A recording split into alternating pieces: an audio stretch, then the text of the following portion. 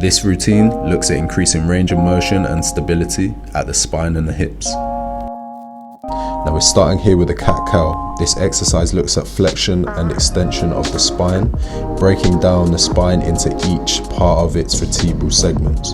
It's important to move really slow through this movement, tucking the chin in, widening the shoulder blades, sinking the hips under in the M position before leading with the hips again, arching the lower back, dropping the chest, squeezing the shoulder blades together and bringing the head back up. Complete 3 to 5 of these in each position on a daily basis. We then move into our book openers. Here we're trying to increase the range of motion in our thoracic spine, specifically thoracic rotation. It's important that the knee stays in contact with the ground throughout and we open up with our hand aiming to touch that floor behind us. Perform 3 to 5 of these on each side. We then move into a progression of our book openers.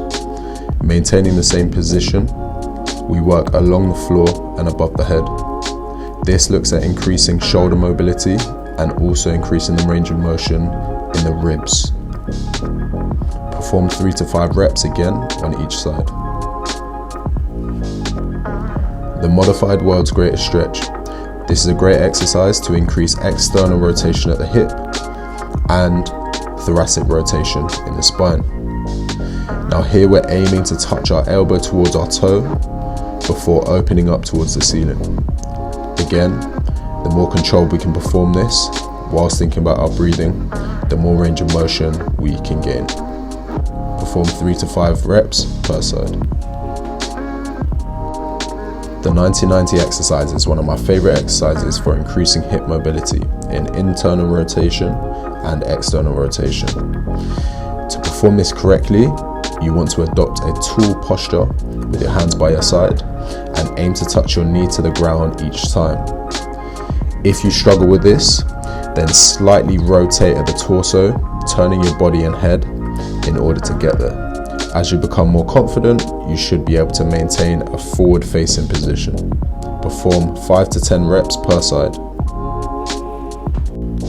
The pelvic tilt. This is a great exercise for working stability at the hip and understanding how to anterior and posterior pelvic tilt. Here we're just looking at tucking the hips under, driving the lower back into the ground and squeezing the glutes before relaxing, dropping forward and allowing a gap between our lower back and the floor. This then leads us onto our glute bridge, which is initiated by our pelvic tilt exercise. We tuck under, we drive up, and we think about squeezing our glutes and our hamstrings as hard as possible. Now, one common mistake is that people overextended their lower back here. As you can see, I'm not fully coming up, but I'm getting maximal engagement of my glutes and my hamstrings. If you feel that your back's hurting during this exercise or you're not feeling your glutes, think about really tucking your hips under, tensing up your abs and squeezing your glutes. Ensure 5 to 10 reps of this exercise.